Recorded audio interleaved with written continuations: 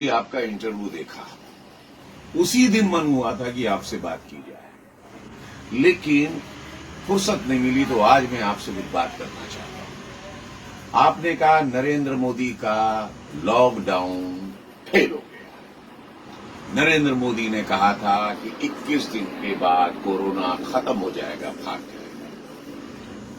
राहुल जी, आप 135 साल पुरानी पार्टी के नेता हैं, पूर्व अध्यक्ष, कम से कम कुछ होमवर्क करके आया करिए।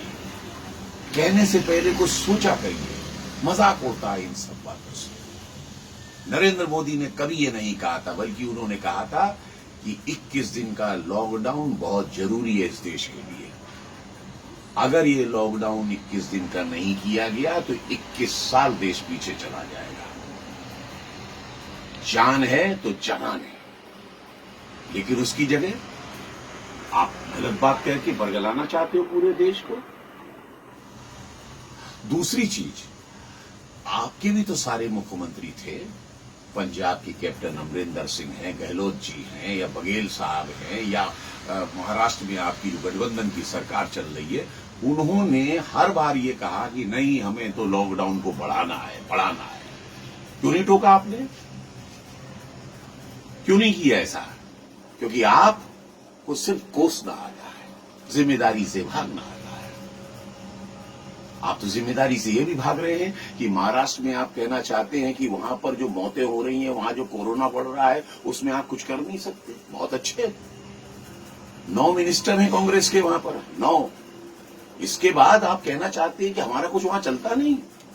अगर आपकी बात नहीं मानी जाती और आपकी तरीके से नहीं निपटा जा रहा है जिस तरह से आप चाहते हैं, तो क्यों नहीं वापस ले लेते समर्थन?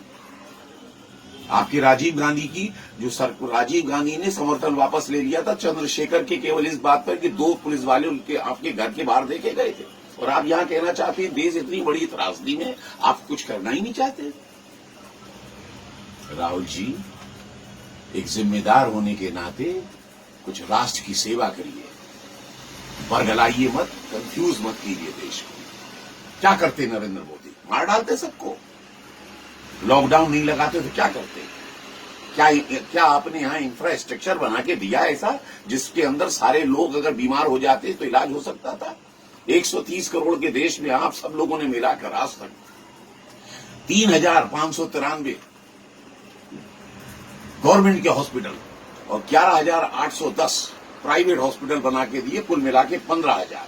उसमें से 80-90% हमेशा ऑक्यूपाइड रहते हैं। कहां से लाते इतने बिस्तर अगर कोरोना पूरी तरह से फैल गया होता? अमेरिका जैसा कंट्री नहीं निपट पा रहा है, जिसकी 33 करोड़ की आबादी है, जिसके यहां पर 1 लाख से ऊपर ज्यादा मर चुके हैं लोग, 17 लाख लोग वहां पर आज भी बेड पर कोविड-19 से जूझ रहे हैं।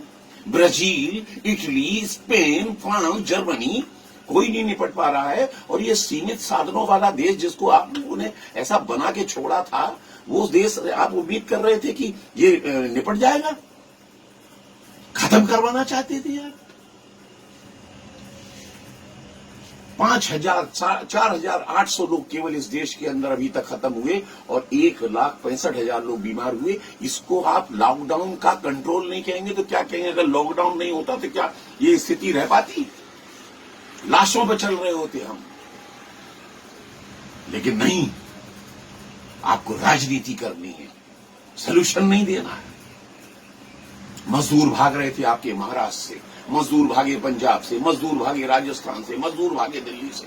आपने राष्ट्र हित में एक बार भी कहा मजदूर भाइयों जाओ मत, कांग्रेस आपके साथ खड़ी है, आपको सपोर्ट देगी, आपको भोजन देगी, आप रुकिए, राष्ट्र को जरूरत है, फैक्ट्रियों को काम की जरूरत है। कल को आर्थिक स्थिति खराब होगी देश की, कौन जिम्मेदार होगा?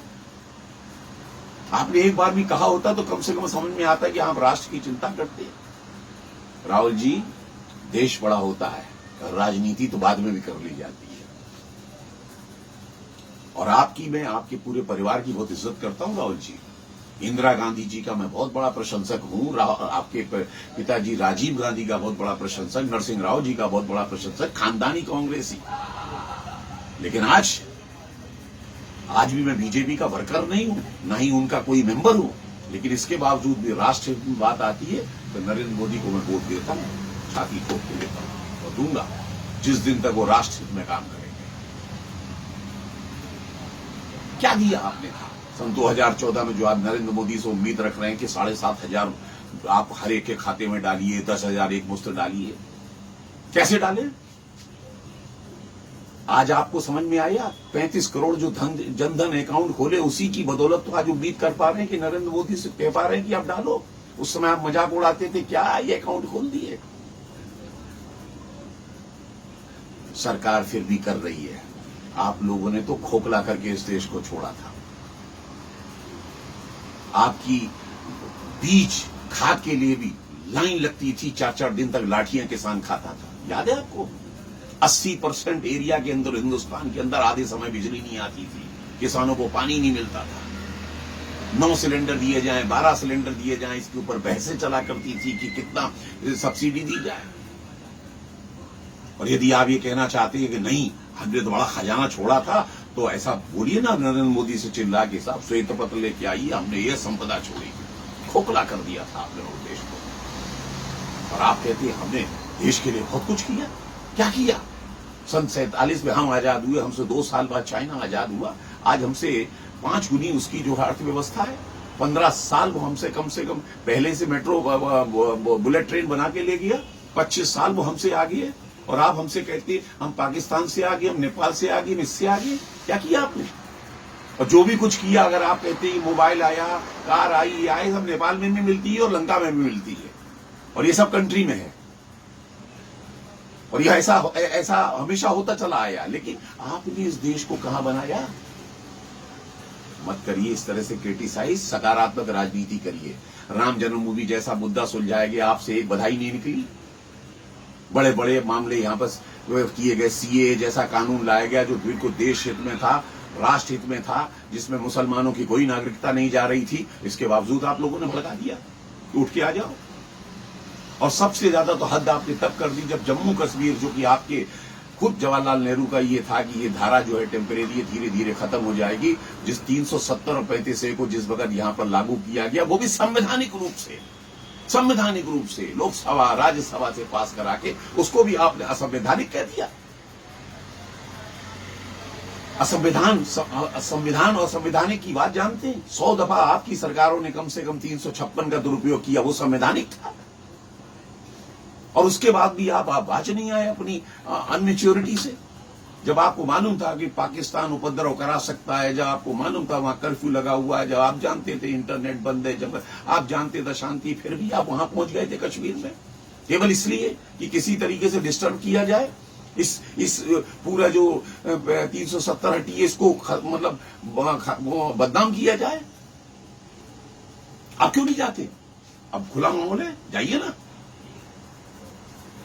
लेकिन आप नहीं जाएंगे क्योंकि आपको केवल राजनीति रोटियां सेकनी है। देश जाए गर्त में, देश जाए भाड़ में।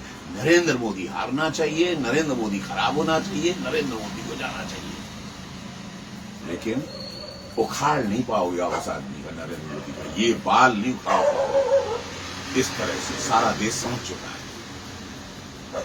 जय हिंद।